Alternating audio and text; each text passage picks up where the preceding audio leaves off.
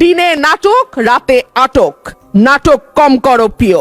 52% মানুষকে পেছনে ফেলে নতুন বাংলাদেশ রচনার কোনো চিন্তা যদি কেউ করে থাকে, সেটা কখনো সম্ভব না, কোনো দিন সম্ভব না।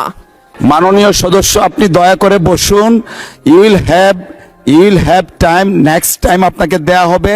আলোচনায় অংশগ্রহণ করবেন ব্রাহ্মণবাড়িয়া 2 আসন থেকে নির্বাচিত মাননীয় সংসদ সদস্য রুমিন ফারহানা, আপনার সময় 10 মিনিট। Thank you. মাননীয় স্পিকার, আপনাকে ধন্যবাদ। মাননীয় স্পিকার, এখন চলছে রাষ্ট্রপতির ভাষণের উপর আলোচনা। বাংলাদেশের সংবিধান অনুযায়ী প্রধানমন্ত্রী এবং প্রধান বিচারপতি নিয়োগ ছাড়া রাষ্ট্রপতিকে আর সকল কিছুই প্রধানমন্ত্রীর পরামর্শক্রমে করতে হয়, এবং প্রধানমন্ত্রী রাষ্ট্রপতিকে কি পরামর্শ দিলেন সেই ব্যাপারেও কোথায় কোনো প্রশ্ন উত্থাপন করা যায় না। সে কারণেই দীর্ঘদিন ধরে রাষ্ট্রপতি এবং প্রধানমন্ত্রীর ক্ষমতার ভারসাম্য আনবার ব্যাপারে বারবার আলোচনা হয়েছে। সরকারি দল, বিরোধী দল, 24-এর অভ্যুত্থানের আগে পরে সকল সময় বলা হয়েছে যে রাষ্ট্রপতি এবং প্রধানমন্ত্রীর ক্ষমতার ভারসাম্য আনা হোক। বিএনপি তার ভিশন 2030 এবং 31 দফাতেও এই ব্যাপারে সুনির্দিষ্ট কর্তৃক অনুমোদিত একটি ভাষণ তাকে দিতে হলো। সো আমরা যদি এতটুকু স্বাধীনতা মাননীয় স্পিকার রাষ্ট্রপতিকে দিতে না পারি, তাহলে আর আমরা কোন ভারসাম্যের কথা বলছি? যাই হোক মাননীয় স্পিকার, আমার বক্তব্যের শুরুতেই আমি ধন্যবাদ জানাই মহান রাব্বুল আলামিনের দরবারে, যিনি আমার এই কঠিন যাত্রাকে সহজ করে দিয়েছেন। আমি তারপরে ধন্যবাদ জানাই আমার অসংখ্য নেতাকর্মী, যারা নানানভাবে বঞ্চিত হয়ে ভয় ভীতির মধ্যে দিয়ে আমার নির্বাচন করেছে, দল থেকে বহিষ্কার হয়েছে, কিন্তু তারা আমাকে ছেড়ে যায় নাই। তাদের সকলের কাছে আমি কৃতজ্ঞ। মাননীয় স্পিকার, আমি আরো ধন্যবাদ জানাই বিএনপিকে আমাকে মনোনয়ন না দেবার জন্যে। আমাকে মনোনয়ন না দেওয়ার কারণেই আমি বুঝতে পেরেছি বাংলাদেশের টেকনাফ থেকে তেঁতুলিয়া কত লক্ষ মানুষের ভালোবাসা, দোয়া, সহযোগিতা আমার পাশে ছিল। একটা দলীয় গণ্ডির মধ্যে থেকে নির্বাচন করলে এটা বুঝবার সৌভাগ্য আমার হতো না।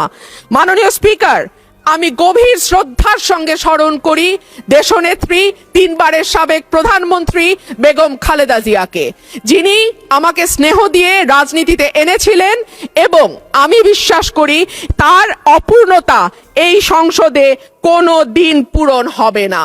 মাননীয় স্পিকার, হাজার মানুষের আত্মত্যাগ, তার ফসল হচ্ছে আজকের এই সংসদ। এই মানুষগুলো কারা, যাদের আত্মত্যাগের বিনিময়ে আমরা আজকে কেউ মন্ত্রী, কেউ এমপি, কেউ সরকারি দল, কেউ বিরোধী দল হয়ে এসে সংসদে বসেছি? মাননীয় স্পিকার, তাদের স্বপ্ন কি ছিল? তারা জানতো তাদের এই আত্মত্যাগের বিনিময়ে তারা কিন্তু কেউ মন্ত্রী হবে না, এমপিও হবে না। তারা ছিল সাধারণ মানুষ, একেবারে খেটে খাওয়া সাধারণ জনগণ বাংলাদেশের। তারা একটা স্বপ্ন দেখেছিল, একটা নতুন বাংলাদেশ তৈরির স্বপ্ন, একটা নতুন রাজনীতি নির্মাণের স্বপ্ন, একটা নতুন চিন্তার জন্ম দেওয়ার স্বপ্ন, এবং সর্বোপরি সকলের জন্য যেই ভীষণ রকম বৈষম্য আমরা দেখেছি গত কয়েক বছর, সেখান থেকে মুক্ত হয়ে সকলকে নিয়ে, সকলকে একসাথে করে একটা বাংলাদেশের স্বপ্ন। সেই সকল মানুষের কাছে আমি এবং আমি বিশ্বাস করি আমার সহকর্মী এই সংসদ সদস্যরা সকলেই কৃতজ্ঞ। মাননীয় স্পিকার, শহীদদের যে প্রত্যাশা নিয়ে গণ অভ্যুত্থান, সেই প্রত্যাশা কিন্তু বায়বীয় বা অলীক কোনো বিষয় ছিল না। এখনো যদি আমরা দেয়ালে দেয়ালে তাকাই, আমরা দেখব তারা তাদের স্বপ্নের কথা দেয়ালে লিখে গেছে। উই ওয়ান্ট জাস্টিস, কিংবা দেশটা কারো বাপের না, তুমি কে আমি কে, বিকল্প বিকল্প। আসছে ফাগুন, আমরা হব দ্বিগুণ। শোনো মহাজন, আমরা অনেকজন। Change the rules, be a voice not echo. দিনে নাটক, রাতে আটক। নাটক কম করো প্রিয়। হামাক ব্যাটাক মারলু কেন? এমন হাজার প্রশ্ন, লক্ষ জিজ্ঞাসা। এই লড়াইটা কেবল একটা সরকার পরিবর্তনের লড়াই ছিল না মাননীয় স্পিকার। যেই কথাটি আমি বলেছি, একটা স্বপ্ন, একটা নতুন বাংলাদেশ, সকলকে নিয়ে সকলের বাংলাদেশ গঠন করবার একটা স্বপ্ন নিয়ে এই গণ অভ্যুত্থান হয়েছিল। মাননীয় স্পিকার, আমরা স্বপ্ন দেখেছিলাম ধর্ম, বর্ণ, জাতিগোষ্ঠী বা লৈঙ্গিক পরিচয়ের ভিত্তিতে কাউকে অপর বা আদার করে দেয়া হবে না। মাননীয় স্পিকার, আমি খুব বিনয়ের সাথে বলি, এই আন্দোলনের সম্মুখ সারিতে ছিলেন নারীরা। এক ঝাঁক নতুন প্রজন্মের তরুণ মুখ আমরা পেয়েছিলাম। সেই নারীরা 1 বছর পার না হতে হারিয়ে গেলেন কেন 7 জন নারী সাংসদের এই সংসদে, সেই প্রশ্নটা আমি আপনাদের কাছে রেখে যাচ্ছি। মিছিলের সামনের সারিতে নারীর প্রয়োজন হয়, পুলিশের টিয়ার শেল লাঠিচার্জের সামনে নারী ঢাল হয়ে দাঁড়ায়, অস্থির সময় নারীর সাহায্য ছাড়া পার হওয়া যায় না, আর সবকিছু যখন ঠিক হয় তখন নারী হয়ে যায় ট্রোলের বস্তু। নারীর পোশাক, নারীর চেহারা, নারীর কথা, নারীর হাসি সবকিছুই তখন হাসির খোরাকে পরিণত হয়। মাননীয় স্পিকার, আমি আপনার মাধ্যমে আজকে সংসদে আরেকটি কথা বলে যাই। 52% মানুষকে পেছনে ফেলে নতুন বাংলাদেশ রচনার কোনো চিন্তা যদি কেউ করে থাকে, সেটা কখনো সম্ভব না, কোনো দিন সম্ভব না। মাননীয় স্পিকার, রাষ্ট্রপতি ভাষণের 5 নম্বর প্যারায় বলা হয়েছে, বিবিএস এর চূড়ান্ত হিসাব অনুযায়ী জিডিপি প্রবৃদ্ধির হার 3.49%। প্রবৃদ্ধি হচ্ছে, উৎপাদন বাড়ছে, কিন্তু সেই অনুপাতে কর্মসংস্থান সৃষ্টি হচ্ছে না, বরং উৎপাদন ও সেবা খাতগুলোকে অর্থনীতির মূল চালিকা শক্তি হিসেবে ধরা হয়। সেই 2 খাতেই কর্মসংস্থান চলছে। একে চাকরিবিহীন প্রবৃদ্ধি বলে, যা দীর্ঘমেয়াদে অর্থনীতির স্থিতিশীলতা, অন্তর্ভুক্তিমূলক প্রবৃদ্ধির জন্য একটি বড় ঝুঁকি। দেশে শিক্ষিত বেকার সংখ্যা বাড়ছে, অন্যদিকে দক্ষতার অভাব এবং ভাষাগত দুর্বলতার কারণে বড় বড় প্রতিষ্ঠানগুলো বাধ্য হচ্ছে অন্য লোক নিয়োগ দিতে, অর্থাৎ কর্মমুখী শিক্ষা দিয়ে চাকরির জন্য প্রস্তুত করতে আমরা ব্যর্থ হচ্ছি। মাধ্যমিকের নিচে শিক্ষাগত যোগ্যতা থাকা ব্যক্তিদের বেকারত্বের হার যেখানে 3.01%, সেখানে উচ্চ ডিগ্রিধারীদের ক্ষেত্রে এটি 8.7%। ভাষণের 6 নম্বর প্যারায় মূল্যস্ফীতির কথা বলা আছে।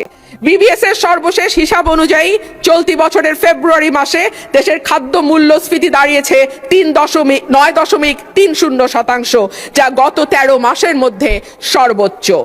উচ্চ খাদ্য মূল্যস্ফীতির কারণে বিশ্ব ব্যাংকের ঝুঁকিপূর্ণ দেশগুলোর লাল তালিকায় অলরেডি বাংলাদেশের নাম গেছে। এর সরাসরি প্রভাব পড়ে নিম্নবিত্ত এবং মধ্যবিত্ত মানুষের ওপর, যাদের মোট আয়ের 2/3 থেকে অর্ধেক পর্যন্ত খাবার কিনতেই চলে যায়। ক্রমাগত মূল্যস্ফীতি দারিদ্র বাড়ায়, পুষ্টিহীনতা তৈরি করে এবং আগামী প্রজন্মের মেধা বিকাশে সরাসরি প্রভাব রাখে। মাননীয় স্পিকার, প্যারা 7-এ রাষ্ট্রপতি 19 ফেব্রুয়ারি পর্যন্ত বৈদেশিক মুদ্রার যে রিজার্ভ, সেটা দাঁড়িয়েছে $34.78 বিলিয়ন বলে ঘোষণা করেছেন।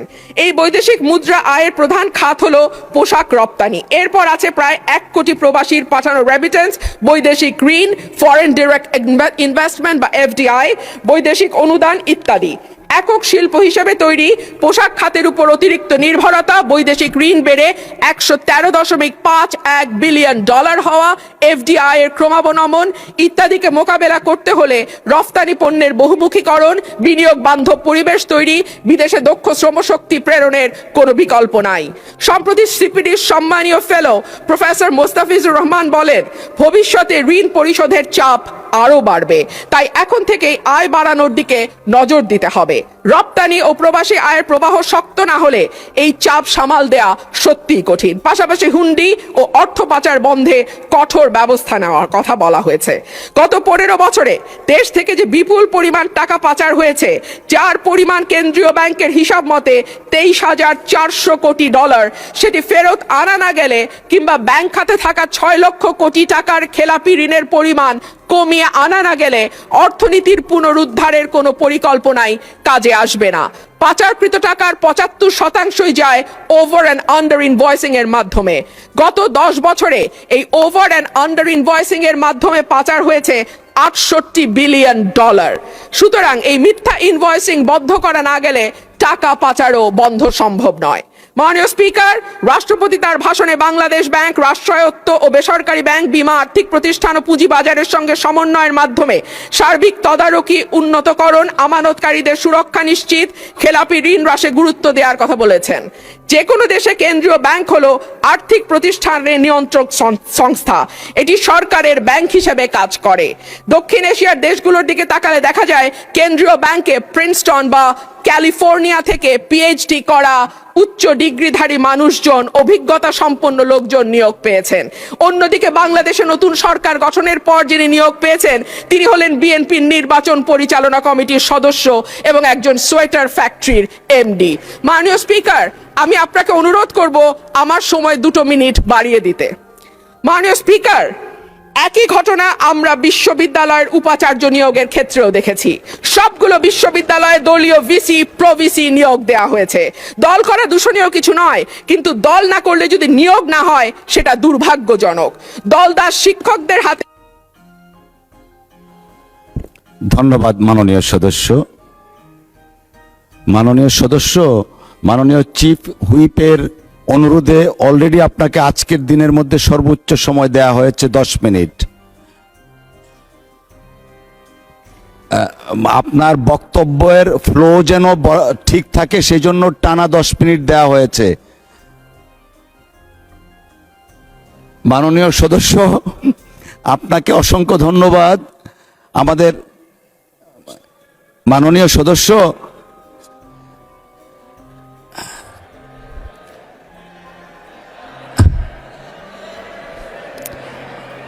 মাননীয় সদস্য আপনি দয়া করে বসুন। You will have time, next time আপনাকে দেয়া হবে। এখন আমরা let us continue our business. I humbly request you to take your